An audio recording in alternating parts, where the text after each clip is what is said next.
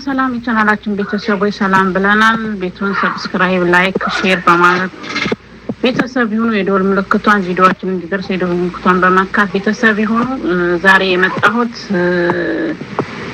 ትላንት መችለታ ነው በሶሻል ሚዲያ ለእናቷ ትምህርት ቤት ውስጥ ባደረገችው ሙዚቃ ላይ ያለቀሰች ህፃን ልጅ ነበረችና አለ እንትኑ ላይ ታብሌቱ ላይ ያደርግላችኋለሁ ታዩታላችሁ። እና ስለ እናት በጣም እንባ እየተናነቃት ልጅቱ የእናቷን ፍቅር ገልጻ ነበርና ውሽሚት ሪፖስት አድርገዋል።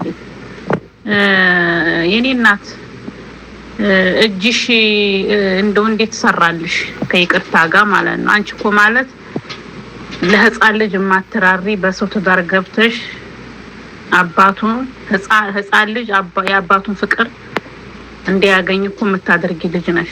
ከዛ ደግሞ ሁለት ልጆች አስቀምጠሽ ለዶላር ብለሽ ልጅሽን የካዲሽ ባለጌ እኮ ነሽ። ስለዚህ ይሄ አንቺ ለሪፖስት ልታረጊው ራሱ አትችይም።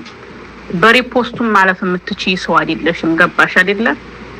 የእናትነት ፍቅር የሚገባው የእናት ፍቅር የሚረዳው ሴት ምን እንደሆነ የሚረዳው ሴት ማለት እናት መሆኗን የሚረዳ ሰው ነው ያንን መልእክት ሪፖስት ሊያደርግ የሚችለው። ገባሽ አይደለ?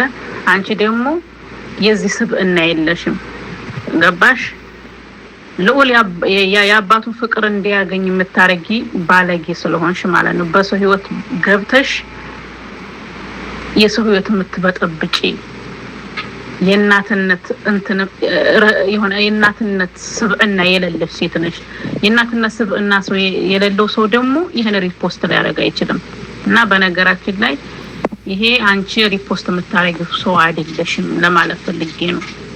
እና መጀመሪያ የእናትነት ፍቅርና እናትነት ምን እንደሆነ መጀመሪያ ተረጅሽ የኔ እናት።